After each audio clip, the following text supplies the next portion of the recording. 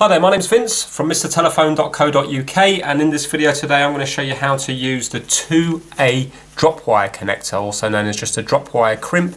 On this particular crimp here, you've got to double check with your own manufacturer, but this one here allows a conductors of 0.4 to 1.3 millimeters. So that's basically the copper wires themselves, and an outside diameter of 3 millimeters. Now that's important because a lot of the other crimps, like the little 8A crimps, they only allow an outside diameter of 2 millimeters, which is not big enough to actually get the thicker drop wire into.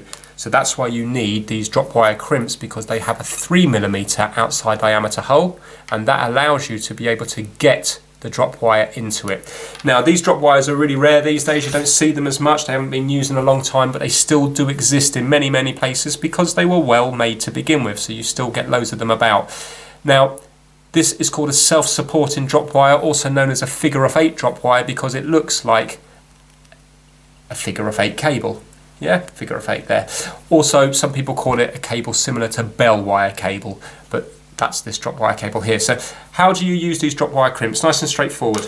All you've got to do is, let's pretend now I want to join this old grey drop wire, this one here, onto this black drop wire. You don't need to strip back the outer sheath. This will do it for you. So all you've got to do is put one in one hole and put the grey in the other hole,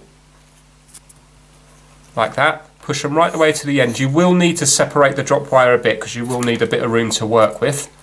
So push them in there like so, and then you get your jelly crimpers or your pliers, whatever you're using, and you close that metal thing down onto the wires. So crush that down. It could be hard to do because remember, a lot of this drop wire is really thick. Can you see now that metal thing's been crushed down completely? And then you get the lid and you just clip it round into place. Now that has made the connection like so on that particular wire. And then we'll get the other two cables, so the other black cable and the other grey cable, and we need to do the same again. So we just insert them until they go to the very end of the crimp. Now it can be quite hard to see because it is full of gel. So what you have to do is you kind of have to do it by feel. So I know now that the grey one's fully in, and I know now that the black one's fully in because I'm pushing them until they get to the very end. And I can see that the gel's jumping up and down as well where it's going in. Okay, so push it right the way in. Again, get your crimpers and nice and hard. Crimp down on that metal thing as hard as you can. And you see there, the metal thing is now flush with the body of the crimp. And then we get the lid and just close it over. And that will stop that metal thing over time from easing up. And that's how you join up the old-fashioned drop wire. So let's do a quick continuity test now just to see if we have got the circuit between the grey and the black cable.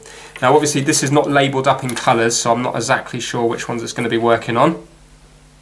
But if you have a look there, that's a multimeter on continuity, and when I touch the wires together it makes the noise. So I'm on the grey wire here and the black wire here, and you can see it's made the circuit.